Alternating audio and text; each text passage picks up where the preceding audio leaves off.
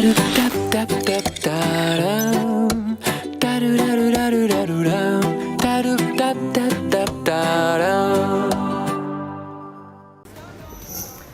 bronquiolitis és un problema que afecta de cada vegada a més infants i més en aquestes èpoques de l'any. És per això que medicaments com aquest que tinc a les mans s'utilitzen com a antibiòtics pediàtrics. De fet, tenim aquí a Beatriz que ens explicarà un poc com funciona. Beatriz, ¿cómo estás? ¿Qué tal? Muy bien, ¿vosotros? Bien, Beatriz, aquests dos medicaments s'utilitzen sobretot per nins, ¿no? Sí, bueno, son amoxicilina en suspensión y es la primera elección de antibiótico en caso de pediatría.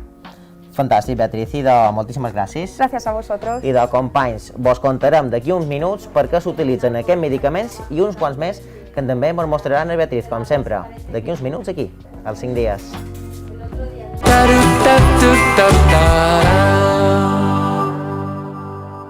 De fet, no només és el problema de la bronquiolitis, hi ha altres problemes pulmonars com infeccions. Una cosa és un virus i una altra cosa és una infecció. De fet, hi ha alguns problemes de subministrament d'amoxicil·lina pediàtrica.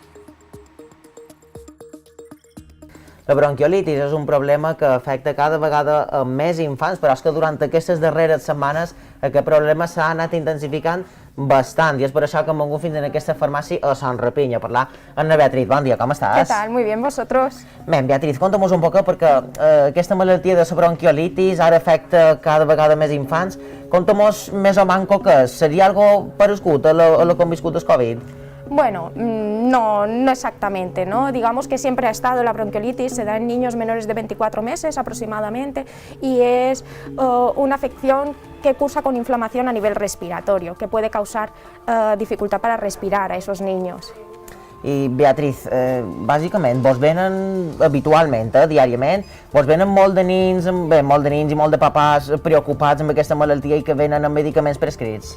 Bueno, sí, ahora, sobre todo en este cambio de tiempo, pues nos vienen de cada vez más medicamentos prescritos y se llega a complicar por el exceso de moco y demás, conjunto con bacterias, entonces normalmente prescriben antibiótico. I ara, per exemple, Beatriz, mira, venim aquí perquè veiem que mos has preparat una sèrie de medicaments. Normalment, tu m'has comentat abans que el medicament més recomanat o el que s'hauria de prendre amb més freqüència en aquests casos seria l'amoxicil·lina infantil. Però hi ha problemes amb el desabastiment, m'has comentat, ¿no? Correcto, normalmente dan antiinflamatorios y antibiótico que sería la amoxicilina infantil. Ahora mismo tenemos de 40 mililitros, pero hay una falta de suministro, entonces vamos jugando, bueno, según lo que nos ha recomendado la Agencia Española del Medicamento, con diferentes presentaciones. Tenemos los sobres y tenemos los comprimidos. Entonces ahí vamos ajustando la dosis junto con el pediatra. Nosotros siempre a nivel protocolo llamamos al pediatra e intentamos ajustar esa dosis para cada niño.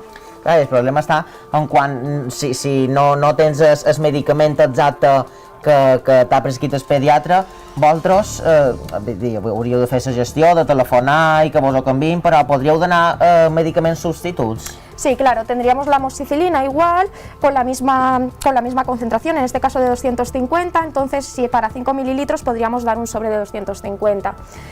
Si ya fuese un niño que alcanza más, que tiene que tomar más cantidad, más mililitros, entonces tenemos los comprimidos. Estos están ranurados, se pueden disolver en agua y pueden actuar igual de la misma forma, ajustando la dosis siempre, muy importante.